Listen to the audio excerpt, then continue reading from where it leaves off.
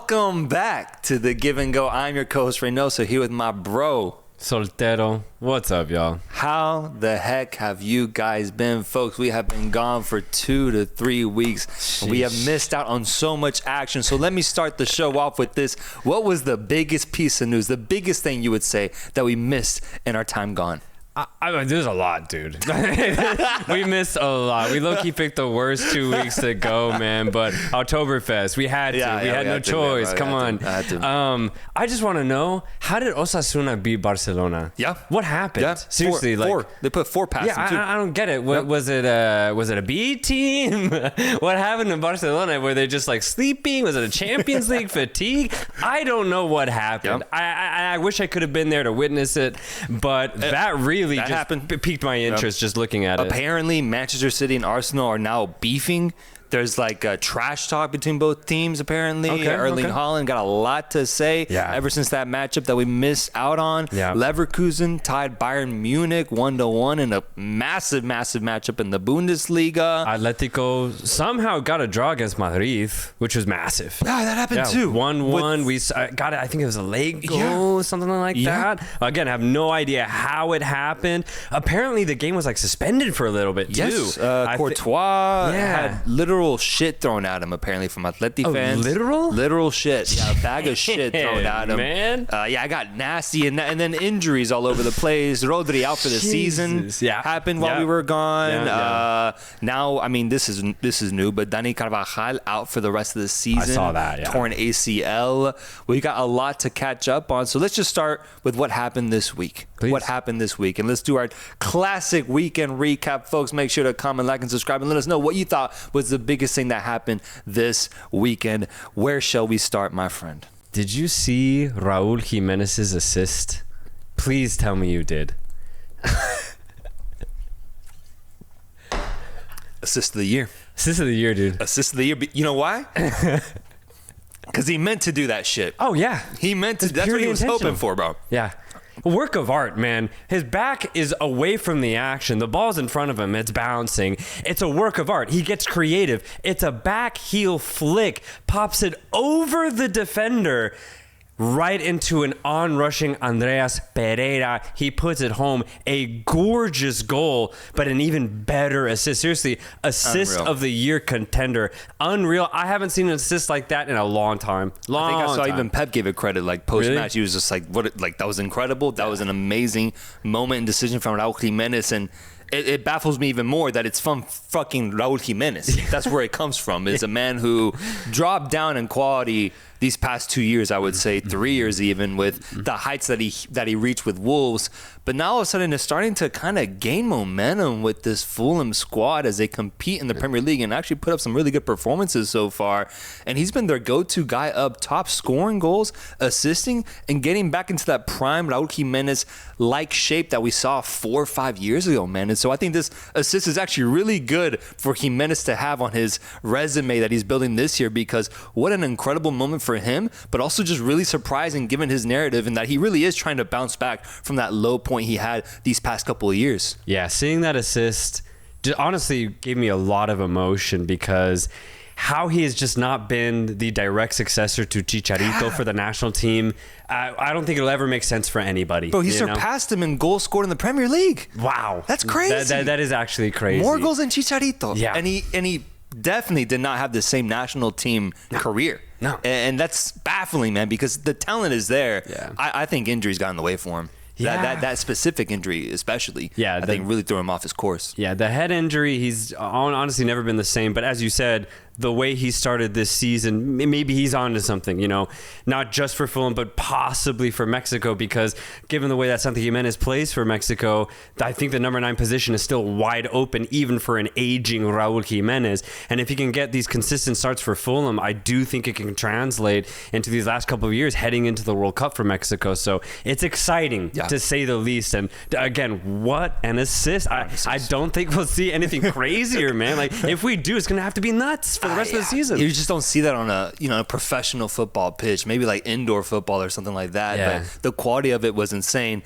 It is a little unfortunate, though, that it still didn't contribute to a victory here because Manchester City went on to win this game 3-2 with the Jeremy Doku banger. Raul Jimenez almost had an assist, I believe, where he fed the ball into Adama Traore. Yep. And people are talking about this play a lot because it was a battle of physicality with Adama Traore running towards the ball on a breakaway with Kyle Walker on his hip.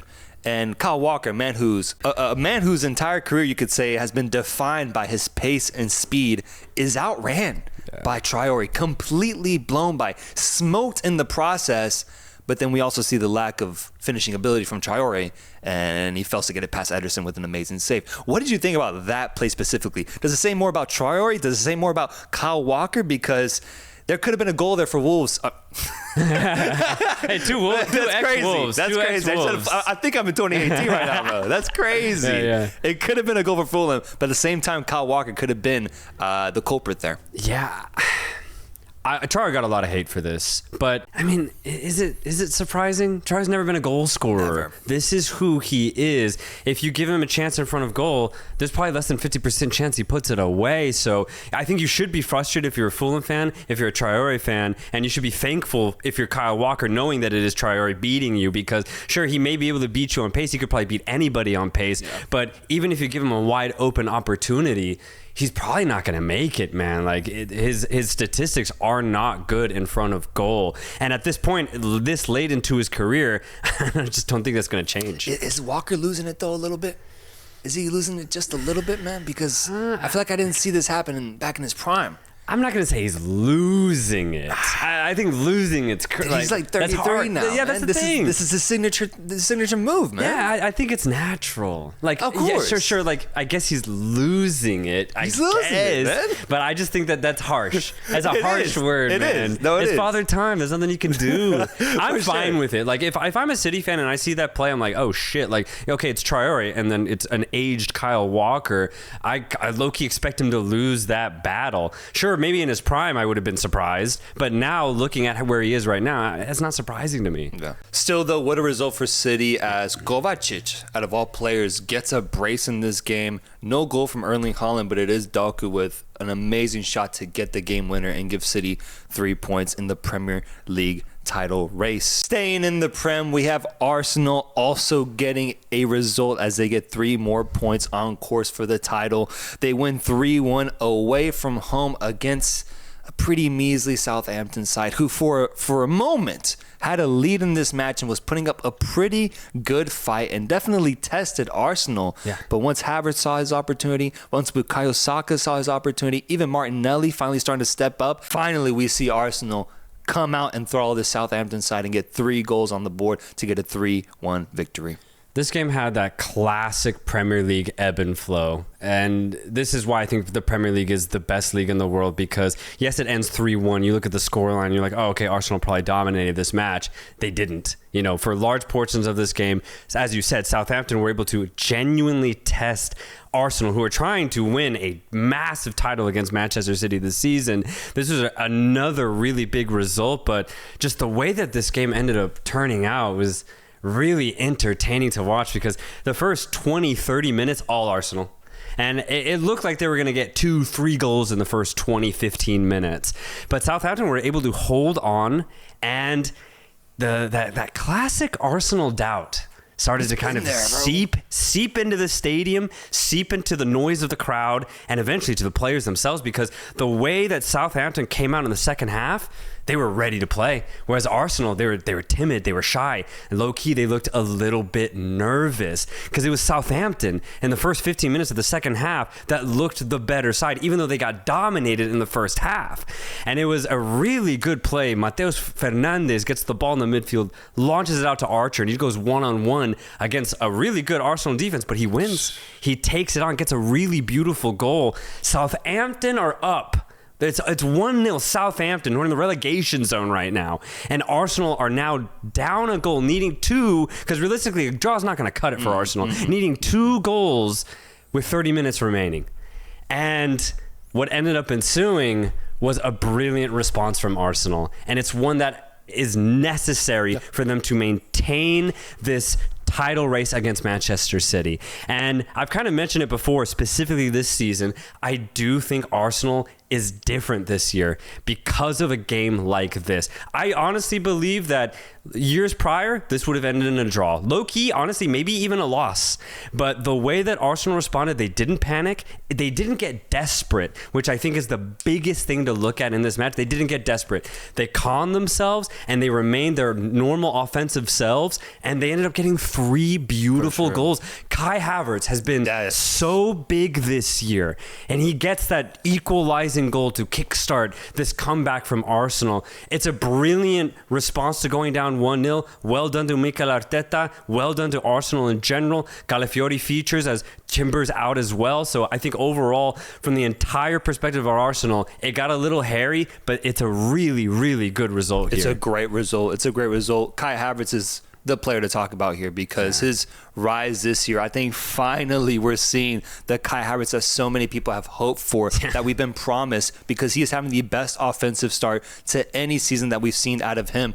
And we can see just how much he can lift up a team when he's playing at his best level, bro. I think he has over 5 goals already this whole season. He is clinical now. He is so smart, so much more composed in front of goal, at least from what I've seen so far, that I think it's going to lift this Arsenal offense up, given the fact that they are missing Odegaard right now. Yeah. And I think if you have Kai Havertz from last year, I don't know if you get these results, man, without Odegaard behind, because right now it's the fact that he has stepped up that I think is really making up for the lost ground of not having Odegaard. Saka's going to continue playing his incredible football. We know that. And Martinelli is starting to wake up, which is good to see. Trossard, I think, has been huge as well in Odegaard's absence. But Havertz, I think, is a player that needed to step up the most out of all of them.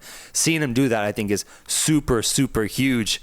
My concern, though, with this Arsenal team is kind of similar to what you said about Aston Villa.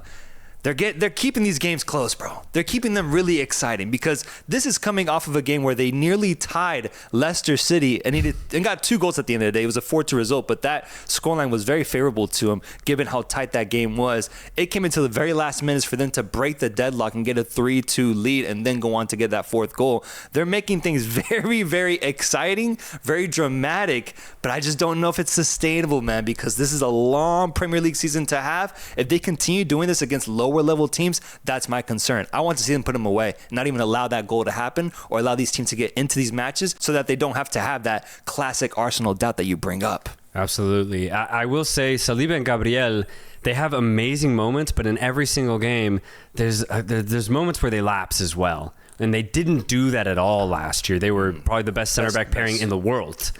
So I think that prime level that they played at, low-key has run its course. I think now they're playing at the level that they probably are going to play at more consistently. The thing is, I think Arsenal will be fine. I want to guarantee that right now. So it's okay. You want to go there, bro? I already said they're going to win the league. Van Dijk's defense doesn't convince you, bro? I know it does. 2 goals allowed the whole season, man. Van Dijk's a better defender. You want to bank on that? Oh, I'll talk about Liverpool in a second, all right? I'm going to talk about them in just a second. But right now, Arsenal going to be fine because I do think their offense is even better than it was last year. For sure. They're calmer, but they're just as confident, and I think that is the difference. Like I said, I think they would have panicked last year, and they definitely would have panicked 2 years ago. But in this game, even without Odegaard, which I agree they will need, by the way, they will need him, they didn't panic. And it's because they have a guy like Kai Havertz to take that place. But this is a really good win for Arsenal. But very quickly, Southampton, one player I really want to highlight here, Dibley. Dibley is his name, and he didn't do much from a chance creation perspective in this game, but he's their right winger. Really young player, Southampton academy player, and he looks promising. Just off the bat, the way his first touch is, it's excellent. But more importantly, he's a really powerful dribbler. Quick touches, very light on the feet. He looks to be a really good player. So I'm very excited to see Dibley kind of grow with this Southampton team. He already got the start against Arsenal, which I think shows that he's going to be a very high-level player in the Premier League. So exciting. And if you're Liverpool, get ready to sign him low-key in the next couple of years, man, because there is no way he stays at Southampton for the next year. You think he's the next one? The next one up for like Southampton's classic transfers over to a bigger club? Yeah. I think he's going to be the next guy if he goes on the trajectory, because the way that he dribbles, he can get past 1 or 2 players, which honestly the rest of the Southampton team just can't do that. But going back to Arsenal, I think the only thing I want to say is I agree with most of what you're saying. I really do. I just think all that lends towards them being more successful in the Champions League rather than the Premier League. I just don't think Premier League's for them anymore, man. I don't. It's not for them. They got to go to Wales. The way they're playing the Champions League, I think it fits their style. It fits the fact that Gabriel and Saliba can play up to a top center back partnership in the world when they're on it. Yeah. We saw the game against PSG impressed me so much. Although PSG is pretty mid. Well, I'll talk about them later. But I thought I was so impressed with that performance and how Arsenal looks in the European stage. I think their game is almost molded towards that. So I actually have them going on a deep run in the Champions League, at least posing more of a threat there than the Premier League. Obviously, they're still in the title race. I don't want to discount them. I'm still going to stick to Manchester City still winning it at the end of the day and Liverpool probably having a better chance. But for now, I think Arsenal really does have a good shot at challenging or being potentially a contender in the Champions League because of how they're set up and how the mentality works for this team. Moving over to the last team. So they'll get the cup double then. All right, that's fine with me. I'm fine with that. Bro, they get a Premier League and a Champions League. They'll get an FA Cup. It'll be the best year Arsenal fans. They're made for one-off matches, bro. They'll get the Carabao Cup or some bullshit. They ain't winning the Prem, bro. We'll see. Moving over to a team that I think might potentially do it is Liverpool, brother. Liverpool facing off against Crystal Palace and winning 1-0 away from home. There was this kid. I don't know if you saw a video. There's a kid at halftime, Crystal Palace kid, I don't know, 7 years old maybe, who got the opportunity to take a penalty kick in front of the fans at halftime. Oh, cool. He scores a perfectly placed penalty. I'll put the video here as I speak about it. Perfectly placed penalty. It's an amazing finish for this Crystal Palace kid. And he runs towards the Liverpool section and he shushes them. It's one of the craziest things you'll see, bro. Man. But that little kid offered more of an offensive threat than this entire Crystal Palace team this game, bro. This Crystal Palace team, man, is really disappointing, man. Mm-hmm. And it makes me question just how good was Olise. Because the fact he provided so much of an offensive output for this team, and given that not much has changed up top for him, they still have Mateta, they still have Eze, but they don't have that golden boy in Olise. No. Their offense looks dead now, man. Dead. And Liverpool took full advantage. They dominated this game. They look convincing every single time. And if anything, it's the disappointment here is the fact that we didn't win by more goals. That's our biggest thing. We should have won by 2 or 3 goals. Yeah, should have. But our ability to finish so far showed itself, only winning 1-0. But as we mentioned, the defense was incredible, immense once again. I can't believe it. 2 goals conceded in 7 games.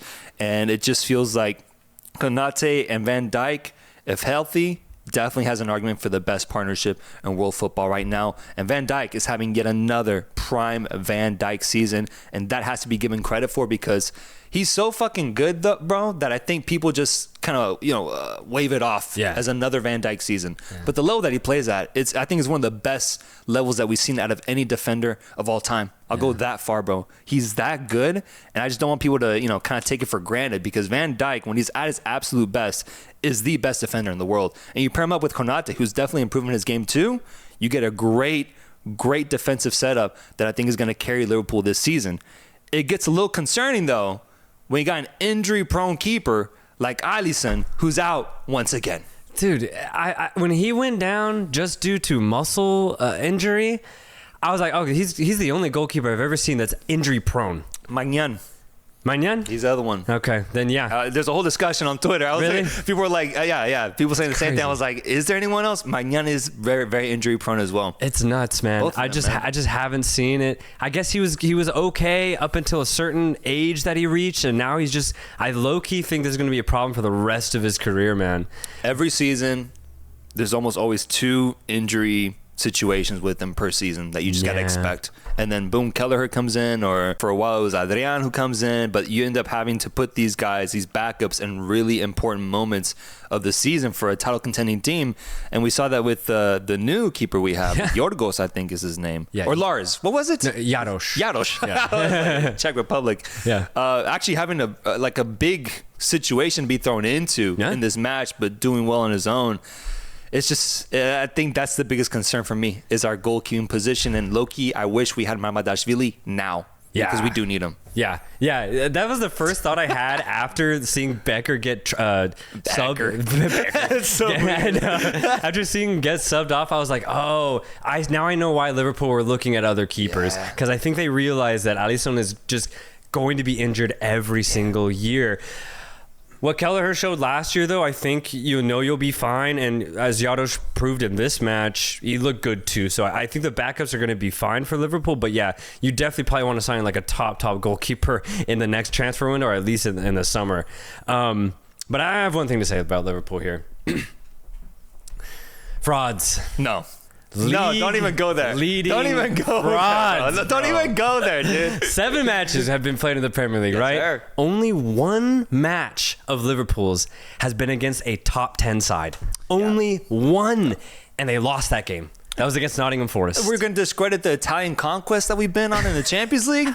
You want to discredit that? Bro, yes. Because we've been running fools over there, too. Oh, I know that. Okay? Oh, no, but absolutely, bro. All right. That's the Champions League, man.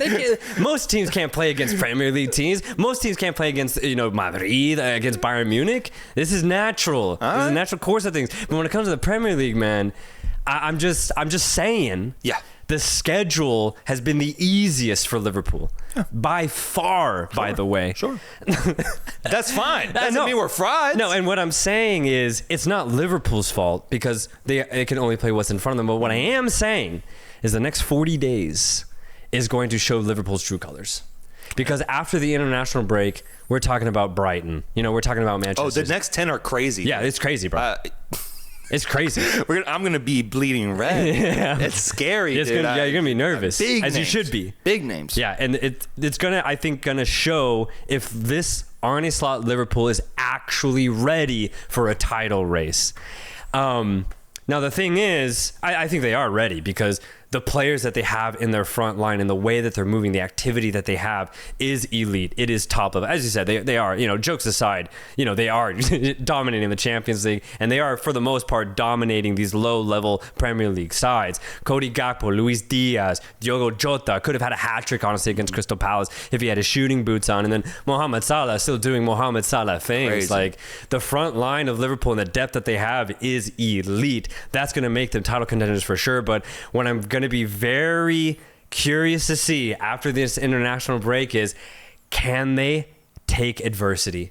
What does Liverpool look like when they're down a goal, right? What does Liverpool look like when it's a really tight game? It's 0-0 or maybe it's 1-1 and they're facing it against an opponent that actually can score against them, right? Because all the teams that they face, man, outside of Nottingham Forest, their offense has been atrocious, questions bro.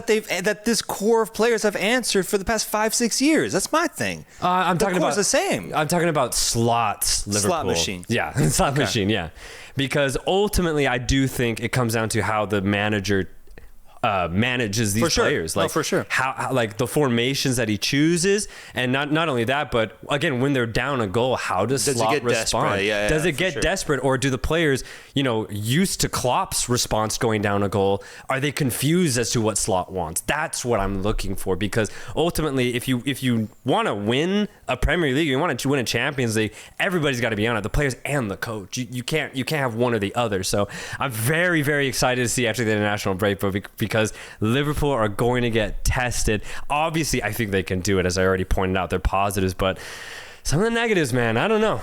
We've already noted it in the past couple games where Liverpool, their energy levels look lower than we've seen under Klopp. But even against Palace, man, when Will Hughes and Mateta came on in the 60th minute, Palace actually had a really good 20-minute spell. Yeah. And had they had better players, maybe like Michael Olise, they would have gotten a goal.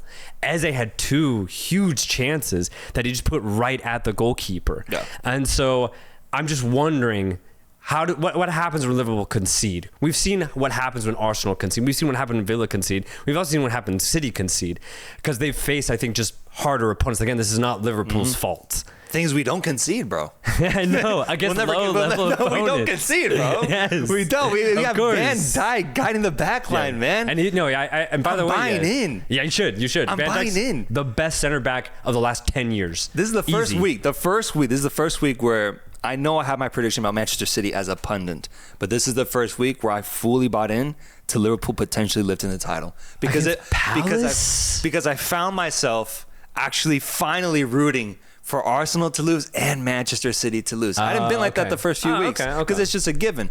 But I think Liverpool, especially, not just Palace, I think the run of form is incredible in the way we've been doing it, the way we've been dominating games. And, bro, we were conceding goals to Palace last year. We were conceding goals to Brentford. We were conceding goals to low-level teams last year that put us in tough spots and ended up costing us points last year. That's why these games matter, even though they're against lower-level quality teams, because we were actually shooting ourselves in our own feet. I don't know what the saying is.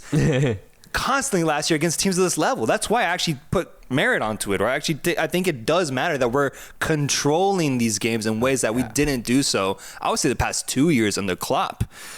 The next 10 games are going to be interesting because I have them right here. Let's look at them, They're going to be crazy. Chelsea. Yeah.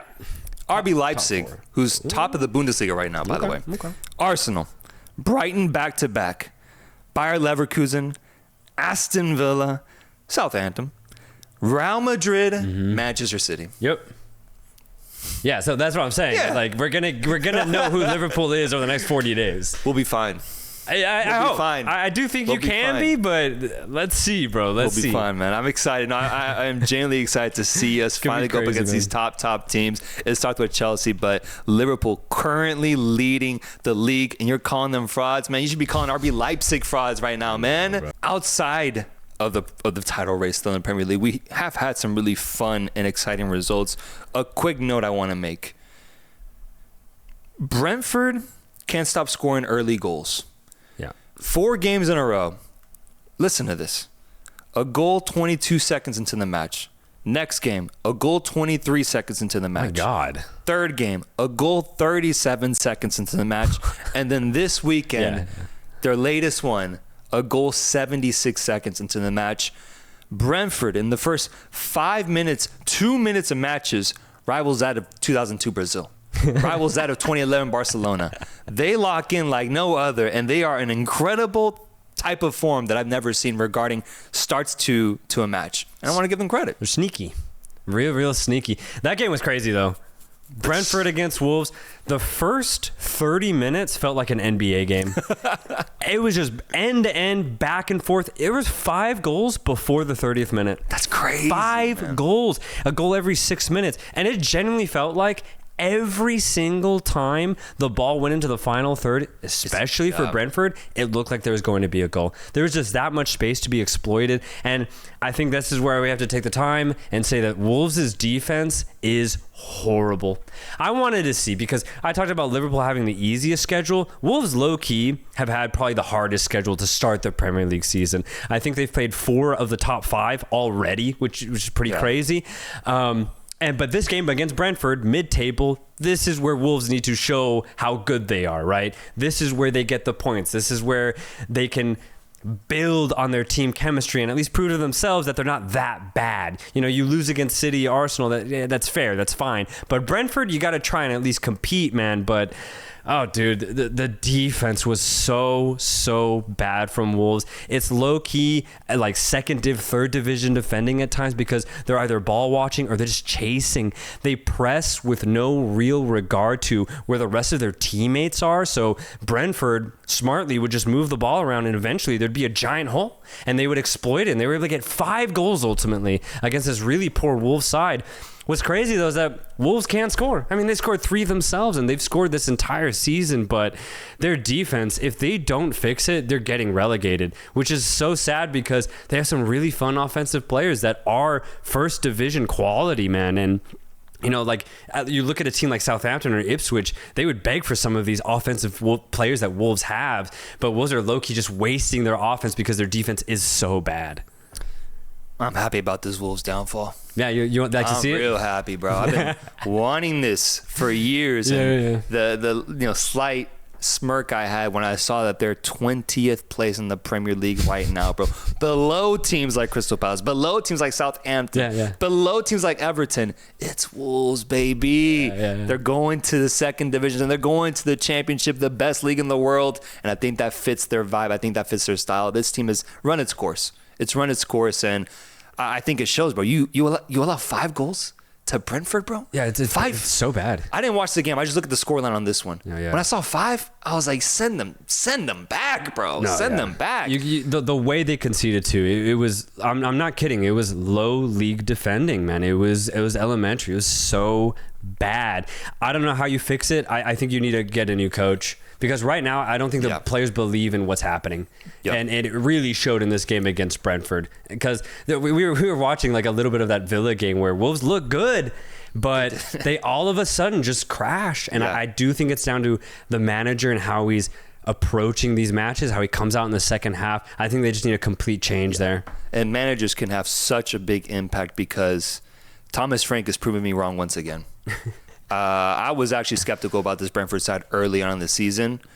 I think they're proper mid-table right now. Yeah, proper mid, yeah. And I'm impressed. I'm impressed because I didn't think the names, the people, the players on paper were that convincing, and I didn't know if this team had the emotional aspect to them to where they could fight back in the Prem once again, back to back times. Yeah. But Thomas Frank, I saw I think it was a post-game speech he had after this Wolves game, and he just, man, I would love to play for him. I really would. He's a passionate but intelligent coach that I think truly deserves damn near a statue from Brentford fans of what he's achieved, man, because the fact that he hasn't played really good ball, really good offensive ball specifically, I think just goes to say that he is an incredible head coach, and credit to him because I think this is the toughest test he's had so far with this specific squad, and he's proven a lot of people wrong once again, just having another great year, and I hope that he continues it. I hope. And at the very least avoids relegation and keeps this team in the Prem. Shout out Thomas Frank, man. My favorite game of the week, though. Favorite game of the week happened today at Stamford Bridge with Chelsea going up against Nottingham Forest, tying 1-1. Game of the week, though, man. 15 saves between both keepers. Damn. 50 and over 40 shots combined from each team. Back and forth, and there was drama. There was a brawl in between. There was class. There was everything you could have asked out of a game. We had it in this match. A really good atmosphere as well. And it's Forest who actually went up 1-0, and I think ends up leaving the game feeling the best about themselves, because I think Chelsea, I wouldn't say we're lucky, but definitely had to battle to get a point out of this game, and ultimately tying it with a Cole Palmer assist to Madueke with a really nice finish. But man, this game, dude, I think it completely sold me on what Nottingham Forest is trying to sell me this year, which is maybe finally being a top 10 team in the Prem. Yeah.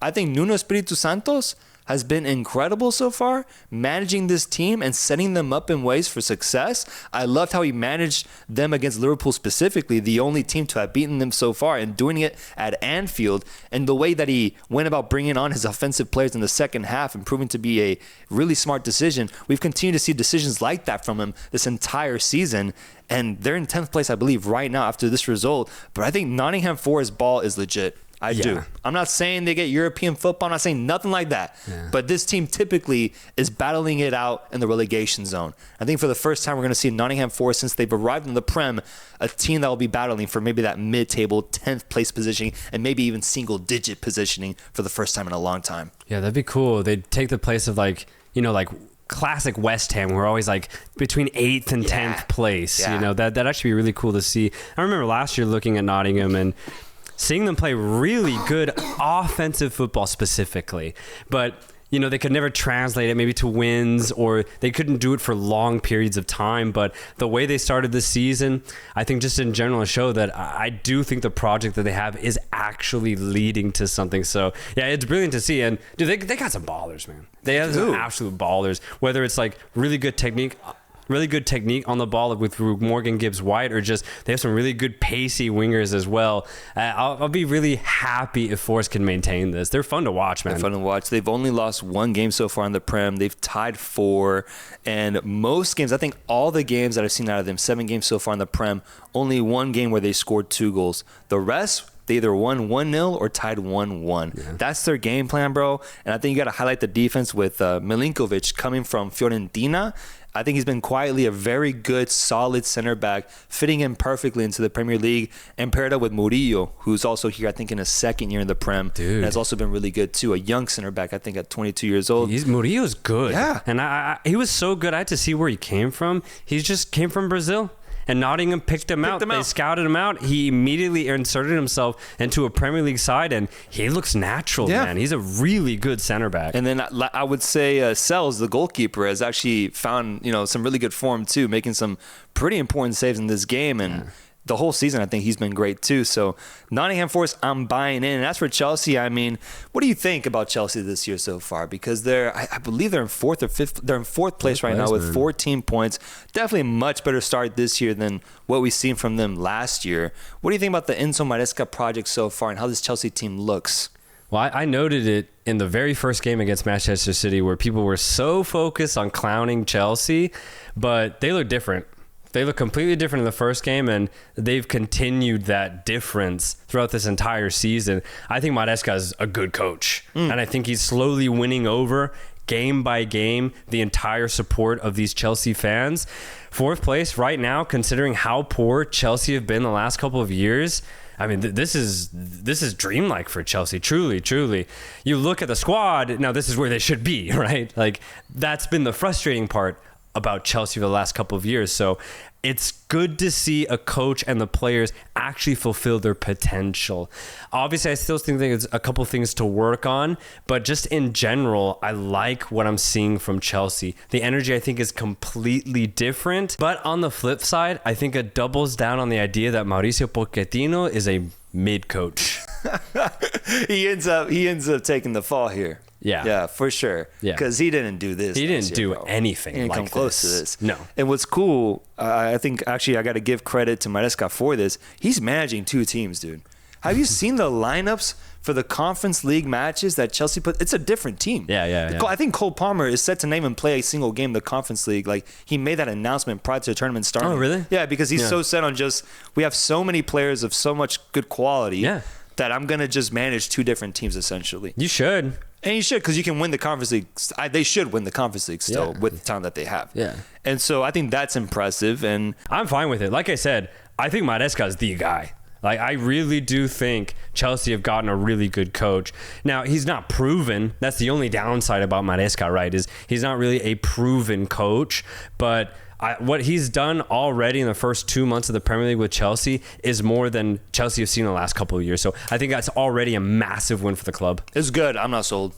It's an easy schedule, bro. They haven't faced anybody outside of City. Okay. What you're calling Liverpool frauds because of their easy schedule? They got the second easiest one, man. Yeah. I'm not going to be impressed with Chelsea yet. I think we'll find out with them in the future because their next game is Liverpool, and I think those early season remarks will show itself, especially when they face off against top level teams, man. But I don't have Chelsea doing anything crazy this year. That's why I'm like, okay, this is a much better than what we've seen in the last couple of years, but I don't have them doing anything crazy. Like I think they would be a little lucky to get a top 4 finish, truly, but they can fight for it for sure. I have the expectation that they should get fourth with how much they spent. I'm going at it from like a transfer money point of view. Yeah, but that's what should happen. Year. That's what should happen. Exactly. Yeah. And I don't think they should get a pass. I don't think so, because they spend probably the most out of any team in Europe. Yeah. So, I'm going to be a little harsh on them. Thankfully, you're not a Chelsea fan, and I don't mean to be harsh on you, but I'm just saying, if you're a Chelsea fan, I expect them to be a top 4 team, minimum top 5 with what they've invested into the team and what's happened so far in the past few years. So if Enzo Maresca is really that guy, I need to see that happen. I think anything below that, I'm not saying is a disappointment, but I'll just think, okay, well, it's a little bit of a continuation of what we've seen from this team. But I think it proves more to the point that Chelsea just spend a lot of money, not that they get great players, right? So I think Maresca is dealing with a team that's inflated in value, right? Mm-hmm. So I don't think they're actually top 4 in money terms, sure, but in actual quality, I don't think so. See what I'm saying? Yeah, I see what you're saying. Yeah. I see what you're saying. They can do it, though, because they have great players. But that's why I think they should. But I think it'll take Maresca time. I think it'll take him time, because you compare their squad to Liverpool's starting 11. Liverpool's starting 11's leaps and bounds better. So that's why I'm putting the pressure on Slot to figure it out, because he's been given a golden opportunity with like world-class players, whereas Maresca has been given the opportunity money-wise, but not quality-wise. So that's why I'm not putting the same amount of pressure. And that's why I take this dub as being fourth right now is like a big win for Chelsea because it's been that bad over the last couple of years.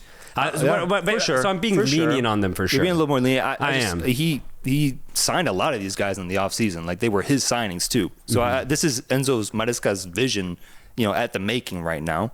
You think it'll be a little bit more time? I'm cool on that. Yeah. I think I'm a little bit more urgent because I think once you bring in money like that, you deserve to be criticized. Maybe that's just me coming from a Darwin Nunez perspective who took a lot of heat for the money that it cost to get him. But I think that's the same type of attitude that I'm having towards Chelsea. You spend money, you get pressure put onto you because of that. True. And kind of on that same vibe, kind of on that same energy, we got a new record, brother, in the Premier League. A new record. Manchester United's worst start to the Premier League season after 7 games in their history has been made official once again by Erik ten Hag, doing it in back-to-back years. Last year had 9 points after 7 matches. This year, 8 points after 7 matches. Wow. The worst start to Manchester City's season after 7 matches. This time tying against a great Aston Villa side, but also coming off, not Villa, Manchester United, coming off of poor performances in the time that we were gone, man. Yeah, man. I mean, this is just sad to see. It really is. But sad in the sense that they spend so much money. They regard themselves as one of the biggest clubs in the world, and this is the darkest period, literally, of their entire club's history. Man. Like, literally, we're in the worst period of Manchester United history right now. It's crazy, and that's why I say sad. Now the thing is, I love it. because when you have that type of power economically, you just love to see him fail. You really do, man. Yeah. I've never been a Man U fan, honestly. Only reason why was because of Chicharito. As soon as he left, so did my loyalty to that team, man. And I just can't believe the downfall, though, because it literally is getting worse. It shouldn't, though. It shouldn't be getting worse, but yeah, I just think they need a really good new coach. I don't know who it needs to be, but it just needs to be a different guy.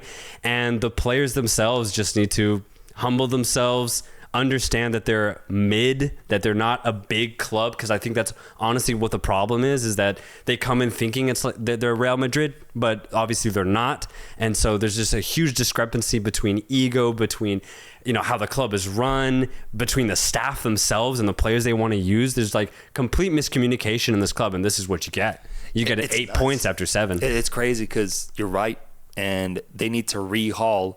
But it's crazy saying that coming off of such an expensive summer transfer window, and you can say that for the past 3 years, I think spending $500 million in transfers, if not more, under Erik ten Hag, and we're saying that what they need to do is just basically reset. They need to reset. Just take a shower, rinse off, and just think new ideas. Yeah. Because every time I watch Erik ten Hag post-match, and I love doing this, I love watching post-match interviews of Erik ten Hag because it is such a clear sign of a dead man walking, a guy in denial, a guy that knows what's coming for him but is telling himself differently. It's crazy, man, how the mind works. And you see Erik ten Hag fully putting that on display, and it's never been so clear to me, man, that this guy is not the man to bring success to Manchester United. He's had few moments where you might have seen some shimmer of light in the distance for his Manchester United team, but I just think it's so clear that it's time to move on from him. I think the fan base wants the same too, and even the way the players are playing under him now, I think Ten Hag really works well when the guys buy into his system the way that they did at Ajax, and when they honestly respect him. And I don't think that respect is there anymore, man. I think people or players, go through these really bad results, and obviously they're probably hard on themselves, but they're also looking at the coach like, you're not the guy to save us. You're not going to get us out of this. You're not going to tell me what to do so that we can bounce back next week. Like, there really is no solution there for the players. So I think the players are out on this thing. I think Erik ten Hag is just focused on trying to feed his family and just keep the paycheck going. And so I think it's a terrible mixture that I think ultimately comes down to the front office of Manchester United. I think they need to make a decision soon and get this man out, bro. I think it's time to move on from him and invest in new players, new ideas, new transfers that I think bring in a different type of energy, because we already criticized the transfers that they got this past summer transfer window. Oh, yeah. There's nothing there, bro. No. There isn't. And so it's just crazy to me that Manchester United has fallen this much, given how bad they've been the whole 2010s era. the 2020s is looking even worse. Yeah, Ten Hag just isn't the guy. I completely agree. And I think for me, it was when he couldn't integrate Jadon Sancho into the squad last season. For real? When that happened and they weren't getting any good results for the rest of the season, I realized I was like, okay, Ten Hag's probably a very specific type of manager, and it's actually detrimental to the entire club. You got to figure it out if you have a player like Jadon Sancho. You got to go to the manager and be like, look, I know you have a probably specific way of playing. Figure out how to put him in the team because he's going to be your best player. He's going to be something that you don't have outside of him. So figure it out. You're a manager. You have to be somewhat lenient in how you operate. This is more than just one guy. But I think Ten Hag's proven to be very rigid in his approach to football, and unfortunately, it's just not working. At Ajax, it worked, right? Yeah. And that rigidity, I think it was more so a match made in heaven for him with the players that he had. But now that things have just gotten rough, the rigidity needs to be loosened up, and it's just not working. So, ultimately, I thought there was a moment where we could give him time, but that time is gone, bro. Yeah, it's gone, bro. It's gone, man. I can't believe, honestly, like the front office hasn't made big changes. But we look at everything that has happened in the last 10 years of United. It's just front office mistake after front office mistake. Nothing's working right now for United.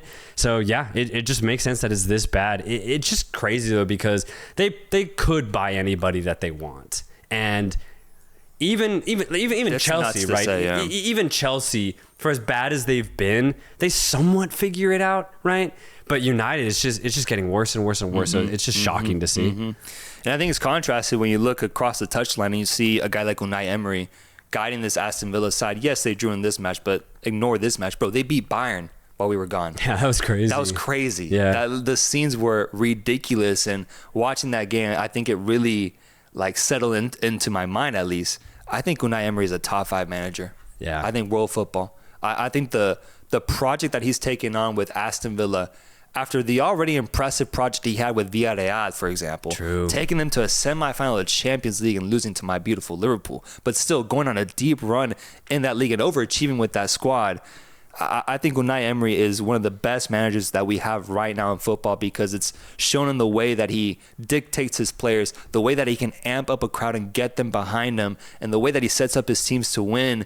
Man, Aston Villa is playing some beautiful, beautiful football when you see games like the one we saw against Bayern Munich, and when you see Unai Emery just guiding them, I think it's a match made in heaven. So I think his resume is looking ridiculous now with this Aston Villa success that he's had, and I want to see where he goes, bro, because we talked about what they can achieve in the Prem, but in Europe, after getting a historic victory over Bayern like that, man, yeah. I'm excited. Yeah. I'm excited to just see what can they cook up in the Champions League under Unai Emery. Yeah, I think just in general, any Premier League side will always be fascinating to see in a knockout stage, simply because the offensive players that they have are just so fun to watch. But for Villa, man, I'm frustrated because this is another draw. And they've had the opportunity to basically be right behind Liverpool twice now, and they haven't taken it. I think honestly, these are points dropped at this point. Oh yeah. You look at it. Years past, this would have actually been a decent result, even with a shitty Man U. But the way Villa have started this season, gotta get the win here, man. And you last gotta week, go bro, for it. it's Last week too. Ipswich, man. Exactly. That's the one that got me. Exactly, bro. So I think 2 draws in a row. Obviously, they're still right there. Yeah. That's the thing. That's the beauty right now of the Premier League. It's the top 5 right now are right next to each other. But Villa, just the opportunities that they've had last week and this week to go top of the table, it's getting to me, man. And this is what I was talking about with Villa, is that it's gonna get dramatic, and usually when things get dramatic for a team that doesn't have the establishment of winning, it ends in heartbreak, bro. That's what I'm saying. Move on from the Prem. Yeah. Focus on Champions League Villa, man. Exactly. I think that'll be more happiness. It'll be more happiness for sure. The Prem Villa, bro, we have highlighted that, man. It's been amazing in moments with what Duran has done for this team. Dude, my crazy. God. I get jealous looking at the crowd and seeing them experience these moments with Duran giving them game winners on game winners on game winners. But at the same time, bro, you're tying Ipswich 2-2. Mm-hmm. Jesus Christ, man. Can't You no back-to-back weeks.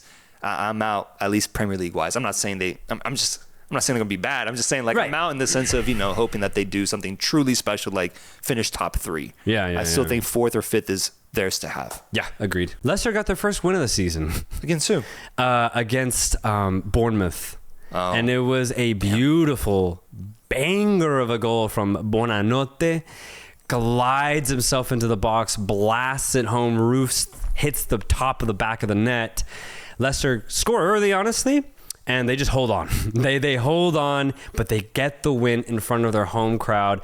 And I point it out because I do think Leicester can fight. I think they can fight this year. Don't think it's going to be easy, though. I've seen Leicester play a couple times this year, and the positives are they have a lot of attacking options, man. Mavadidi was fantastic with his activity. He's a really pacey type of winger. You still have, obviously, Jamie Vardy constantly looking for that sneaky run to get in and behind the defense. But then you have, Jordan Ayew, who's a Premier League veteran at this point. You have Fatawu, who can come off the bench. He's a very pacey player. Not really established as far as chance creator or goal scorer, but I just think Leicester have a lot of these feisty attacking players that are really good on the break. And so Leicester are really fun to watch offensively. And then you have players like Buonanotte, who's a really good mazy dribbler, and he can get goals like he did today against Bournemouth, but their defense is going to be their problem. They're kind of like Wolves in the sense that their offense is pretty good, but their defense is super leaky. Nowhere near as bad as Wolves. Wolves 21 goals conceded, Leicester 12. Yeah. 21. 21 is crazy, bro. That's an average of 7 a game. 4 a game. That's crazy.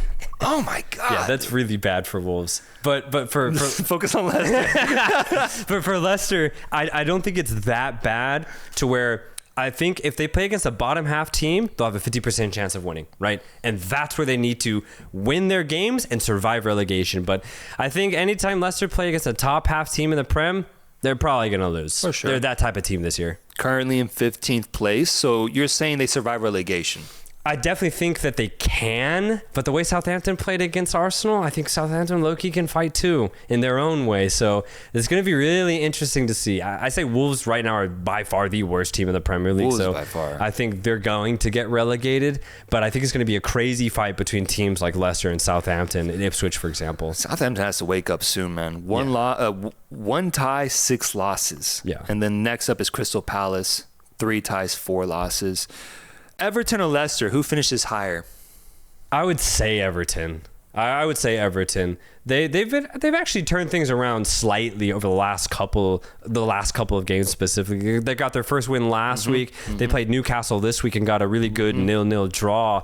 There was a moment though that I wanted to bring up in this Everton Newcastle game, bro. Penalty was called. Stupid decision from Tarkowski, bro. Like, he just had his arms all over the Newcastle player. Easy penalty, but it was stupid because up until that moment, it was a fair fight. Everton were going at Newcastle were going at Everton. This was a really tight game. And to just give the penalty away like that, especially when you're Everton trying to change things, you just can't do that, man. You got to keep your head. You're hurting your entire team. You're hurting your fans by giving away a cheap penalty, but that's not the thing I wanted to point out. Out of all the players that could take a goddamn penalty for Newcastle, out of the 11 players out there, bro, Anthony Gordon steps up. The ex-Everton, at Everton, mind you, we're at Goodison Park right now. He decides to take the fucking penalty. And it ends up being a terrible shot. Pickford goes the right way. You wouldn't let him. And it's 0-0 still. But the goal was there. Gordon, be a hero. Be something. But not only that, why was he given the opportunity? He's not that guy. You don't think he should have? He's not that guy. I mean, yeah, we just saw that. We all know that, though. For narrative, you don't think he should have? I don't think so because Gordon right now... Disrespectful is what you're getting at? No. Oh, okay. Gordon right now is in the part of his career where he's trying to prove himself. He's not established. He's never been a goal scorer. He's been a very effective dribbler, but that's it. This year he started well, but we need to see an entire season of him being that guy. He had 12 goals, 10 assists last year. A double-double. I know. In the Prem, that was really good, man. No, I know. But from the perspective of doing it consistently, being that guy, right? Being the guy that Newcastle go to for goal scoring. I don't doubt his skill, by the way. I'm not bashing who he is as a player. Yeah. I'm just saying he's not established. He's not a Premier League guy. He's not Newcastle's go-to player. And so I'm just surprised that he ends up getting that responsibility when Newcastle themselves need to win the game. I think there could have just been Joe Ellington, for example. He's cold. He doesn't give a fuck. He's the guy that you're supposed to get pick to score. You could even go Bruno Guimaraes. Hell, I even be fine with Tonali taking the penalty. Barnes, honestly, I think could have been the idea. But to put the pressure on a young Anthony Gordon, I think is a wrong move by Eddie Howe. I just think it's a wrong coaching move because you put pressure on a young guy who, yes, talent, bounds and bounds of talent. But when it's 0-0 and he's playing against his old club on the road at his old home, that's too much pressure, and it showed. It is. The moment was way too big for him. I think so. I think the coach didn't fully know that. Like, he wanted to find out here. And I think he got his answer, but it's also like Anthony Gordon's like 23 years old, the same age as Saka. Like, I could see him taking and growing from this moment. He's going to have to take penalties at some point if he wants to become the player that we want him to become. If I'm a Newcastle fan, I'm livid we didn't win this game.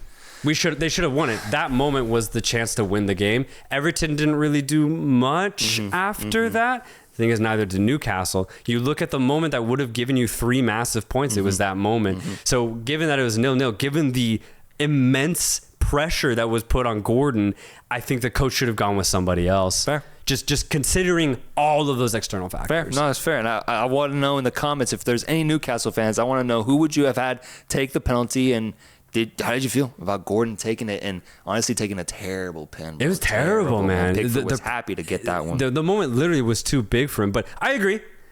This is a really big learning moment for Gordon. You hope. You hope. But I will say I say it will be. But I'm just saying, if I'm a Newcastle fan, I'm pulling my hair knowing that we could have won this game. Yeah, and I think you could say the same thing if you're a Tottenham fan. Yeah, man. Transition like that. Yeah. Tottenham going up 2-0. Up 2-0 away from home today with Brennan Johnson and James Maddison getting 2 really solid goals and honestly looking like they were in control of this match for the majority of that first half.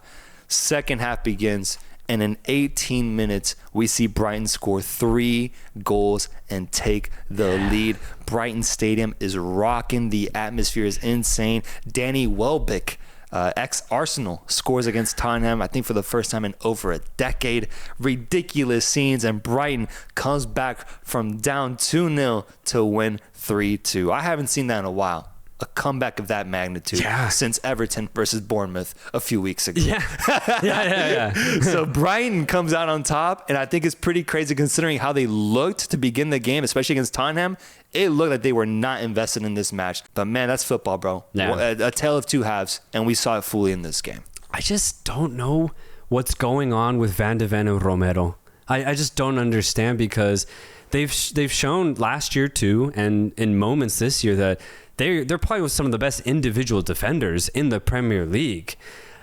But the moment Brighton start applying pressure to the flanks of Tottenham, they get completely discombobulated. They don't know where they're at. Their help defense is all of a sudden gone, and Romero just starts ball watching. And then Van de Ven's just kind of just nowhere to be seen. It's very strange how badly and how drastically Tottenham's defense falls apart. Yeah. Considering the individual talent that they have.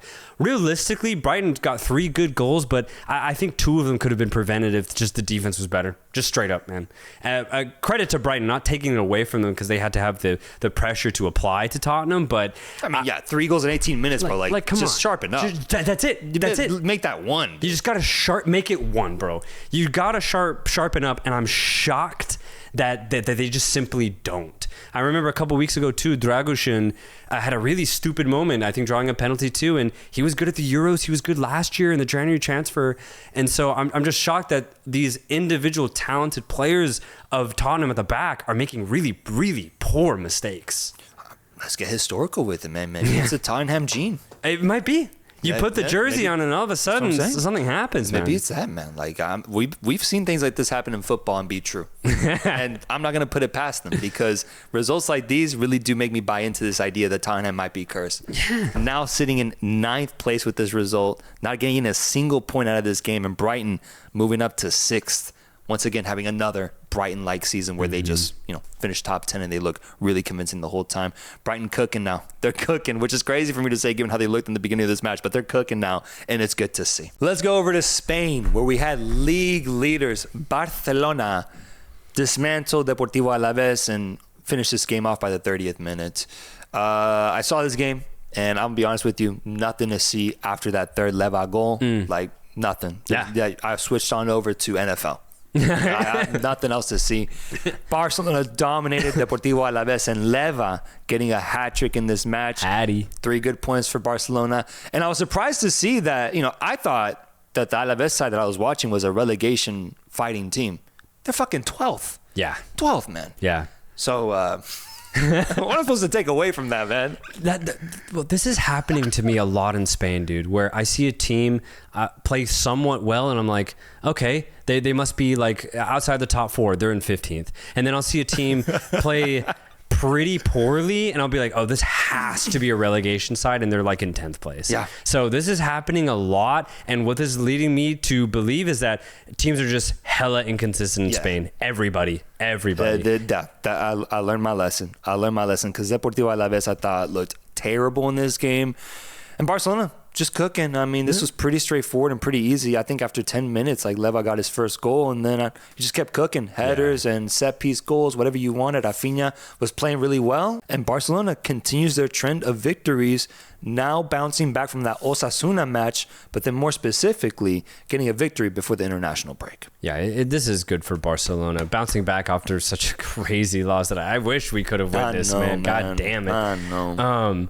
But, I mean, Lewandowski, I think we kind of mentioned it going into this season in the sense that he came out publicly saying he's ready for this season. He feels the best he's felt since leaving Bayern, honestly. Last year was more of like a trial run. This year, he means business, and he looked great. All 3 really good slot finishes, truly. Like, this is classic Lewandowski, one of the best finishers that we've seen in the 2010s, and he's still doing it in 2024. So it's honestly great to see vintage Lewandowski. We see with like vintage Suarez here in the MLS, but he's still doing it in Spain for Barcelona. So brilliant to see. And Rafinha, you already pointed it out, captain in this match, and he's been immense this year. Hansi.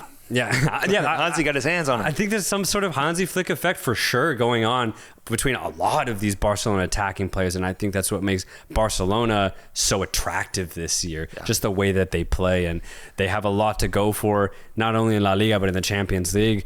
But obviously the guys that should be winning La Liga, right? The guys that should be winning the Champions League, their rivals Madrid getting a nice 2-0 win against Villareal. And before I get to Madrid, Villareal duped me, man. I got duped because they got fucked against Barcelona 2 weeks ago. Unfortunately, we also missed that game, but I was very curious and excited to see because Villarreal, up until that game, were looking good in La Liga. And then they get thrashed. What was it, 5-1, something like that? I don't even know. Something terrible. And then in this game, not showing much either against Madrid. Couple of half chances towards Villarreal, but that's pretty much it. Nothing concrete. They lose 2-0. I'm disappointed because we had said 3 weeks ago that we were hoping there'd be a team that could fight for third place, fight for that Atletico spot. I don't know if there's going to be one this year. Nah, man. I don't think there's going to be one. Villarreal's solid. They improved from last year, but this is not a top 3 team in La Liga. This isn't. Vinny. Great goal. Dude. I wanted to talk about that. Oh, my God, man. I low-key didn't know he had that in it. That was from pretty far away. He's angry, man. Yeah, I know. Angry the when ferocity he hit that. and the dip on it and the placement, ridiculous. Yeah. Ridiculous. I like what I'm seeing now. I like what I'm seeing. I think he's starting to wake up a little bit, Vinny. And right. It takes a while for him, but once he's on it, man, one of the best players in the world, and alongside Federico Valverde, who had a great match, I think, a goal and an assist in this game, in a 2-goal victory. I think he was massive. Credit to Valverde. He's been immense this whole season. And I was just really thinking about it, bro. Like, Kroos isn't there anymore, man. Like, Modric is on his last leg. Like, Casemiro had left years ago. This iconic midfield that has controlled the middle of the pitch for Real Madrid is gone, bro. Yeah. And so I think we need to remember that, you know, there's these new guys trying to do what these legends of the past achieved. And Valverde so far has been able to hold down the fort, I think, in the midfield. Yeah. Tchouaméni has been great too, but then you have the rotation of just many other midfielders that they have. Bellingham can often play in that role too. But Valverde, I think, is the guy who's set to become the next one up in terms of pure midfield play. Yeah. And he's actually doing it so far. And I think that's a crazy thing because he's being tasked with to basically living up to the levels of some of the greatest midfielders we've ever seen. And he's actually doing it. Yeah, absolutely. He's basically their spirit. He's their driving force. He can show up offensively, but no matter what, he's going to show up box to box defensively. He gives his heart for Real Madrid. Yeah. He is Madrid. He reminds me a lot of what Ramos gave to Madrid for so long. Is just as far as intensity, dying for that Blanco shirt. Valverde does the exact same thing, but just in the midfield. And he's Real Madrid through and through. They found their guy. They really did. They really did. Generational. He's going to be here for a long time. He'll outlive a lot of these other players who will come and go from Madrid, but Valverde will stay. He's that guy. Yeah, he's that guy. There's no he doesn't play Real Madrid, man. There's no way. That would be wrong. I don't know where else he'd go, but I think he knows that, and that's why he gives absolutely everything. Yeah. You can see he truly loves this club. Yeah. He really does. And another guy who does love this club, but what a bad day, man. Dani Carvajal. so unfortunate because, I hate him because I hate playing against him. We hate him. Hate him. Yeah. But I said it when he won the Champions League. Best right back there's ever been. Ever. And just sad to see such a bad injury, you know? It was bad. Did the audio... Oh, God. Do you hear that shit? Like, you could, like... There's no faking it, bro. Faking it. Like that looked bad, and even like the knee, it like kind of popped out. You see that? Yeah. It was sad, man, and it's unfortunate because I think Real Madrid cannot reach their best potential without Carvajal on the pitch. Agreed. Like no matter how good they play this year, there will always be a part of me that's like, could they have played better if Carvajal was on the pitch? And I think it is true. They could have because Carvajal can lift the team up to that level. He is a serial winner. And as you mentioned, one of the greatest fullbacks we've ever seen. If he's on the pitch, I mean, there's no telling what he could do. He can find an assist. He can score a header in a Champions League final. He can prove to be a pivotal defender as well against your best winger and shut him down. He can do anything that's asked of him at the highest of levels. That's why he's Dani Carvajal, man. That's why he's so hated, and that's why he's so loved as well by his own fans. Sucks that we're going to have to go a whole year now without seeing two vital Spanish players and Carvajal and Rodri, man. Yeah, honestly. That's really unfortunate. Quick recovery to both of them and to Carvajal, man. Hopefully they come back strong and quick. And now let's move on over to Atletico Madrid. I'm not even going to do a setup here. Beautiful goal to start the game.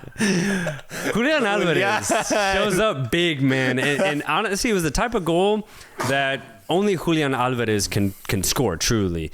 It's instinctive, it's decisive, it's ruthless. It's the type of goal that we haven't possessed in this side, really. This is why we spent $90 million, because this is a really difficult finish, but he put it away brilliantly, very smoothly. And then the rest of the game happened, man. And I don't know if you saw it or if anyone else saw the Atleti match.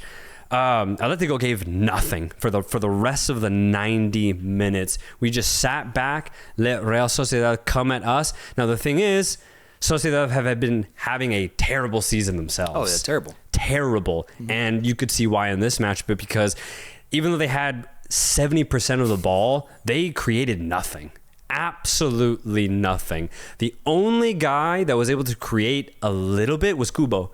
Kubo was really active out on his wing, low-key beating Galan like several times. His first touch was fantastic. But the problem with Kubo is he has no final product. He can't find the right pass. His crossing is always terrible, and he can't shoot either. So he's just a really good dribbler, really good wing creator, but that's it, man. He's like a worse version of Adeyemi, like way worse. And that's the unfortunate thing about Kubo, because the way that he dribbles, man, he could be one of the better wingers in the league, but he just has no final product. Yeah. It's frustrating. But he had a good game from that perspective, from that dribble perspective. But outside of him, man, Sociedad had nothing. It looked like we were going to get a nice, tight 1-0 win, but then Sucic scores a, honestly, crazy goal. Goal of the week contender. Yeah, absolutely. Like, you go see it if you haven't seen it. He one times this. He's like 25 yards out, and it's a looping ball. Oblak, there's no way he even gets a fingertip on this. He did. Yeah. He did, though. But it was just too looping, and nothing could be done.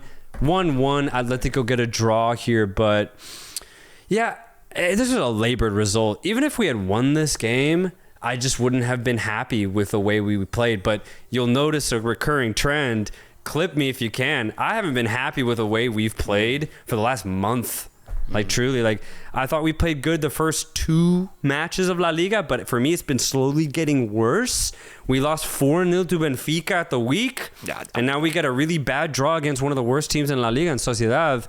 It's just not looking good for Atletico, but this is how it's been. It's been a downward trend for the last month.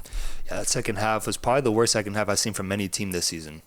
Bro, they did not offer anything, like, forward. And that's okay, because that's not okay, but I was okay with them sitting back, but at least trying to post some sort of possession when they got the ball back. And I think it's represented in the fact that the way that Real Sociedad got the goal was through a terrible giveaway from Rodrigo de Paul, who just thought there was a player behind him, tries to pass it backwards and passes it right into the path of whoever assisted Sucic. Or Salval, I think. Yeah. And that's how they got their goal. Yeah. And so I think it says a lot about both teams.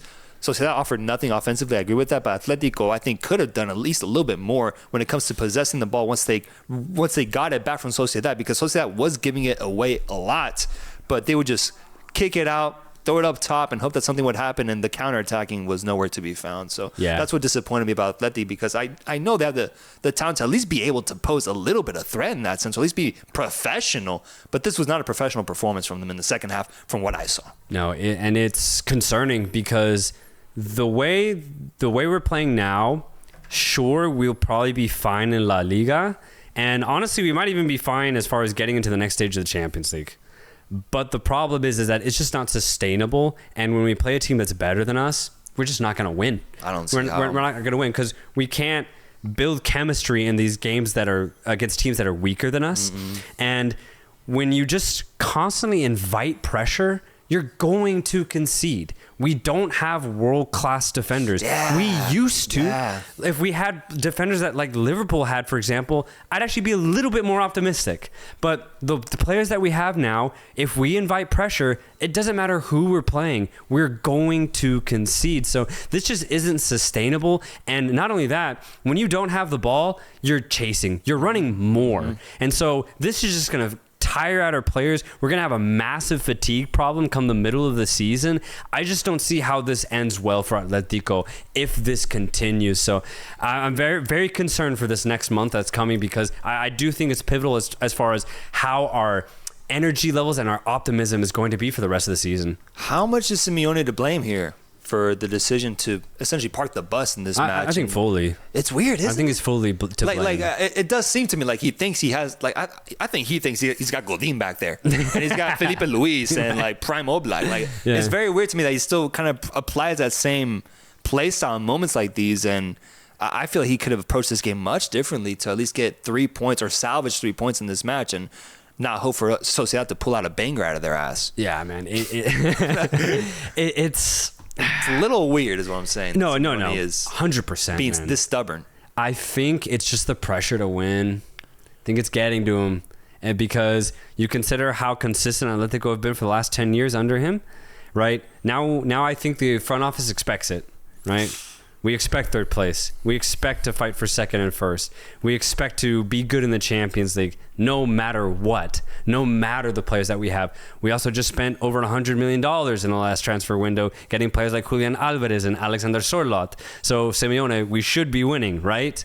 And so I think the pressure is low-key just getting to him, and he's electing to be very, very defensive to secure these wins. Like I said, I think it will work in La Liga, but barely, man. Barely. And it's only because the rest of La Liga is not that good. Yeah, no, I agree. I'm seeing people start.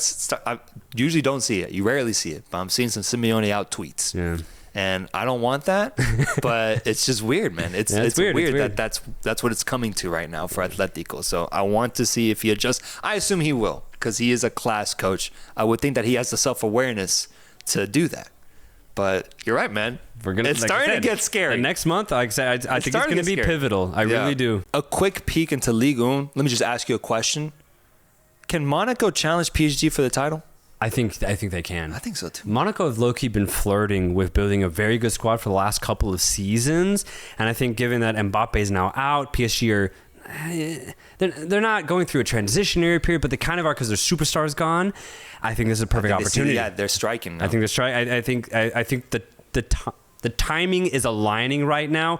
Monaco, I think, have a genuine chance to win the league this year. And this week was great for them because they won 2-1, I believe, and now they sit at top of the French league in the table because PSG tied against Nice earlier this morning. So I watched PSG play against Arsenal on my flight back from Germany. Oh, dope. This PSG team is awful. Damn. It's awful. Yeah. At least by PSG standards. Right. I don't want to make them seem like they're trash. Yeah. There's no chance. Like usually when I watch PSG in the Champions League, there's enough to where I can convince myself and be like, they could be contenders. And I've been saying that for the past 6 years, and that's been cataloged where I buy into PSG and then they end up disappointing me. And I thought last year was probably one of the best runs that they had outside that finals run that they had where they lost to Bayern Munich in the final. This was the second best performance. But now losing Mbappe and starting a front line of Barcola, Kangin Lee, and Dembele, I think they've lost it. Yeah. Low-key, I think they lost the aura that PSG once possessed a few years ago with Neymar, balling out, getting Messi at one point. Even when they had Zlatan or Cavani, I think those teams might have posed more of a threat. Now, it's just, I don't think it's there anymore, man. Yeah. I really don't. And I think results like today, I think results like what we saw in the Champions League prove to show that there's a genuine opportunity now for a new French champion if someone is willing to step up to it. Because no one does, and I think PSG will get it. They are that good. Yeah. But Monaco does have that chance, man. And Marseille right under as well. I don't think they have it, but they're right there, and maybe they could do something. But I think the opportunity is there for Monaco to potentially surprise PSG, and it'd be awesome to see a new French champion. Craziness happening in Germany as well with Leverkusen tying 2-2 against Holstein Kiel. Disappointing result for Leverkusen as they got Leverkusen in this game with Holstein coming back from being down 2-0 to tie this match 2-2. I'll also note that Bayern tying Frankfurt 3-3 in an incredible shootout of a match, which I will talk about in a second. But craziness in the Bundesliga, man, with these ridiculous results. And, honestly, the title race is pretty wide open right now for any of these four teams. Yeah, if we get a 3-4 horse race in the Bundesliga, I think that'd be awesome to see. And we might, because not just in this game, but Leverkusen's defense has been leaky this year. And it's crazy because their defense was so solid last year, but we're noticing this. They're conceding a lot more, and they're already trajected to concede way more than they did last year. So I do think Leverkusen is just defensively not as good. Offensively, I think they're the same, maybe if not even a little bit better.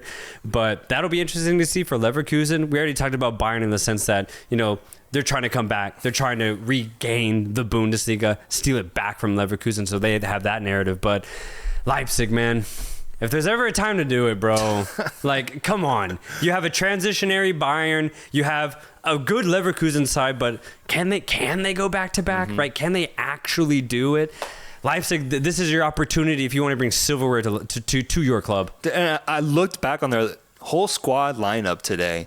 It's good. It's good, man. You got Xavi Simons, of course, who's a baller, but then you got Šeško up top, who's already scoring, and then they have one of my also favorite offensive players in Openda, the Belgian, and then tons of Austrians sprinkled around. And that's always a good thing in the Bundesliga, man. It really is. Yeah. But I think I asked the same question of a team like Frankfurt, who today tied Bayern 3-3.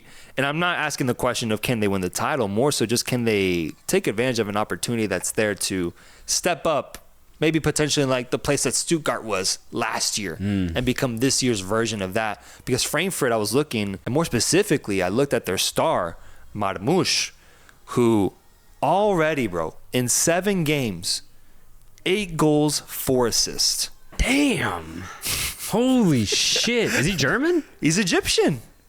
Oh, yes. I do know this player. Yeah. Omar, I think it might be his first name. Marmoush, 25 years old. The next great player, man. I truly think so.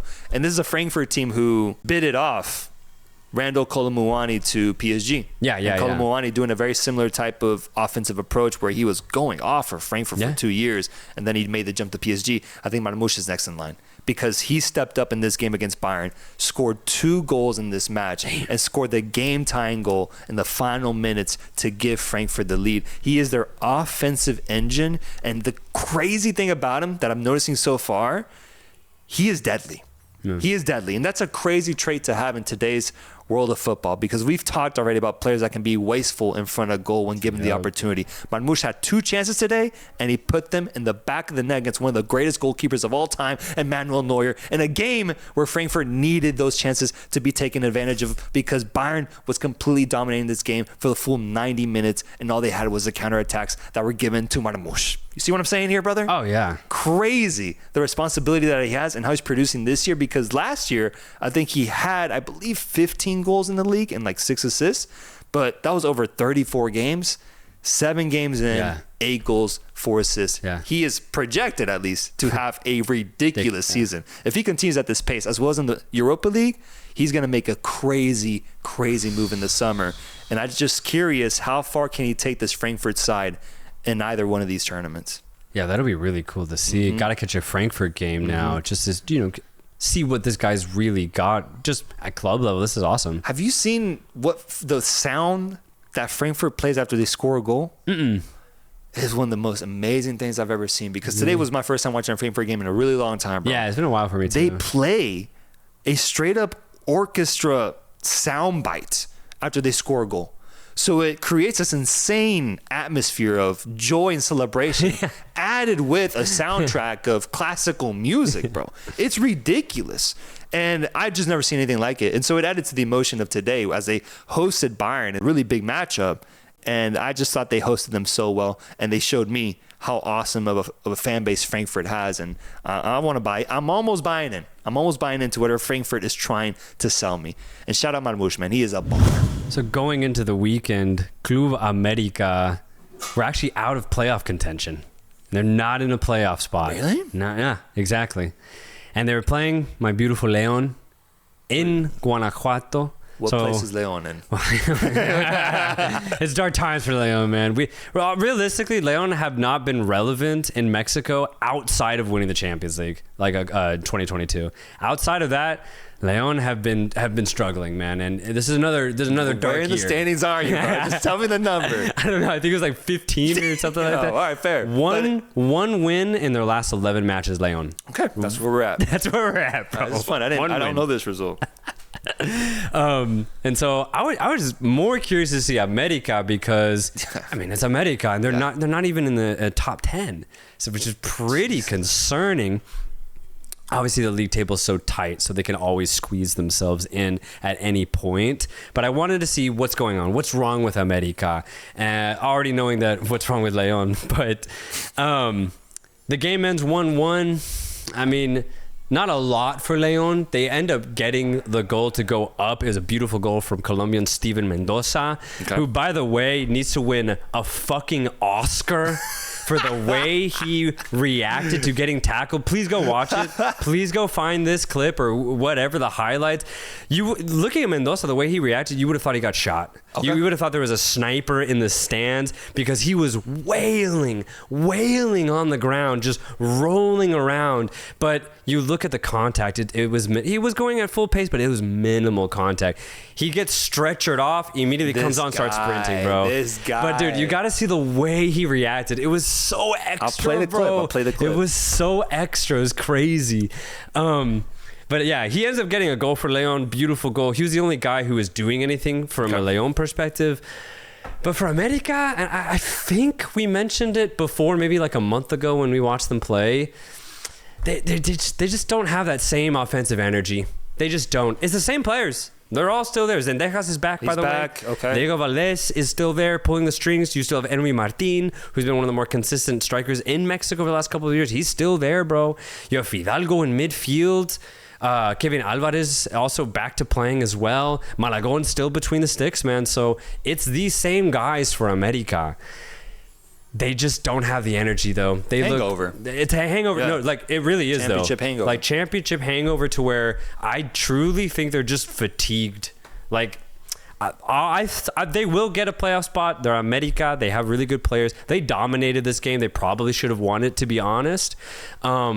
But I don't think they're going to do anything when it actually comes to that crunch time of playoffs in the Apertura Liga. I don't think America is going to do anything. So if you're an Americanista, you should, probably just chalk this one up, maybe come back stronger than Clausura. What is crazy, though, I didn't realize this. They got Victor Davila. Really? Yeah, they bought him. Damn, He was playing in Russia, started for Chile, if you don't know him. Ex-León player, ex-Pachuca, ex-Necaxa. But now America have him. He's back in Mexico. That's an interesting signing. It's interesting. Yeah, that's interesting. Low-key, kind of disappointed for Davila himself. He should have stay in Europe, bro. There's 20 other leagues out there, man. Pick another. You've already had your time in Mexico. You've already played in Mexico for a long time. Why are you coming back, bro? Like, come on. I'm pretty disappointed to see him back in Mexico, to be completely honest. But yeah, he's there. He's starting. But more so to add on to America's woes, I really do think they're feeling the absence of Quiñones more than anything. I think Quiñones, which I'd love to hear everyone's take on this, just in general. If you're an America fan, if you're a Mexico fan, I thought Quiñones was probably the best attacker for the last 2 years in Mexico. And I think it's showing now that he's not here for America, that they don't have a guy to throw it to and create chaos. They don't have it. And the way Quiñones was able to do that for America was it was incomparable. Yeah, and won titles, bro. And he was low-key a baller. He was a baller, bro. Post-up game. Incomparable. No one else was like him in Mexico. And the fact that he's not there, it's completely showing. And yeah, it's just that absence of Quiñones. America's really feeling it. There's no one else in the league like him, to be honest. And I know he doesn't get hate when he plays for the Mexican national team, but it's not. He does. It's not love, so far, man. Yeah, no, it's not love. It's not love. And what I'm trying to tell y'all is, you should probably put your support in Quiñones, because I do think he has the ability to create something out of nothing. And if Mexico need that in the World Cup, Quiñones is going to be your guy. Yeah. So I think it shows now, especially that he's not an America, because America's offense just is not the same. Yeah, and they're going to need, this is a year of pure energy, man, because I think the teams that are best in Liga MX have energy like no other, dude. Cruz Azul right now looks like they look magical, man. Yeah. I think they won 3-0 at the weekend. Every time I check in on their scores, I'm just like, my God, Cruz Azul is having the season of their lives. Yeah. That's what you're going to go up against. If you're any other Liga MX team, you have to be able to match that sort of energy and positivity and play style. And I just think America isn't interested in it this year. And that's why we saw Cruz Azul absolutely smack them. I think it was 4-1 at home just a couple months ago, it might have been. But I think this year, it has to be Cruz Azul. I hope it's Cruz Azul. Has to be. Otherwise, I'm cool for Toluca as well, and always my Chivas that they're in there. But it definitely, I don't think will be America, man. It definitely won't. And clip me if it does end up becoming them, because this will be one of the craziest comebacks in all of Liga MX. If this is where America is right now, and they end up lifting the title for the third fucking season in a row. They won't do it. It'd be the most America shit, though, bro. It'd be some crazy shit. I'd be so pissed. Where we do have history happening, though, is actually in Argentina right now. Have you checked the league table in Argentina by any chance? Actually, I have not, no. It's interesting to look at, because when we started this podcast, I remember we had a whole Atletico Tucumán phase. Yeah, I remember. That, we romanticized. It was close. It was close, but they just couldn't do it. Right now, Atletico Tucumán is in 6th place. Hey. Not bad.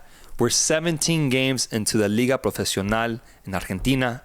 And in 1st place, we have a team who has not lifted the trophy since 2012. Okay. And honestly hasn't won much beyond that, to be honest. They do have more victories in their belt, but this could be a historic victory for them, as they now have a 5-point lead in the table over Huracan. Can you guess the team that's leading the table? San Lorenzo. Give me another try. Not San Lorenzo. Patronato. No, man, be realistic. Okay. 2012? 2012 was the last time they won it. 2012. It was good in 2012. Cordoba. No, I would say it's a big name in Argentina. Really? Like not. They're how do I say it without giving it away? Like they're in the top 6 teams. Independiente. No, but we're getting closer. Okay. Getting closer. This is your last one before we lose. Who viewers. else is it gonna be, bro? I've already tried. Who is it? Velez Sarsfield. Velez. Velez is leading the table, and I saw their game at the weekend where they faced off against Racing Club, because we've been talking about Racing Club and their performances in the Copa Sudamericana and just how good they've looked. Who was at home? Velez. Velez were home? Yeah, and so I wanted to see just how, like, are the fans buying in? Like, how's the atmosphere? It's insane. Yeah. Oh, it is insane. Yep. Like, these Argentinian, like, the moment they have a chance, they're going to be there to witness history, and doing and witnessing history they are, because Velez won this game 1-0 against Racing Club, completely shutting down this offensive fire force of Racing Club and winning this game in a championship-like way. Velez might pull off history here, because this would be great to see them win a trophy after 10 years, a whole decade of not winning a trophy. This is their chance, and they're leading the table. I just want to make y'all aware. That's all. How much is it against Huracan? 5 points. 5 points? Okay. But it's tight. It's always decent. tight. 5 is in decent. Argentina, it's always tight. So I think 5 is decent, bro. 5 is decent. And Talleres has 31 as well. So you have 2 teams behind you. And then after that, Instituto with 28. Shout out to them. They're having a good year.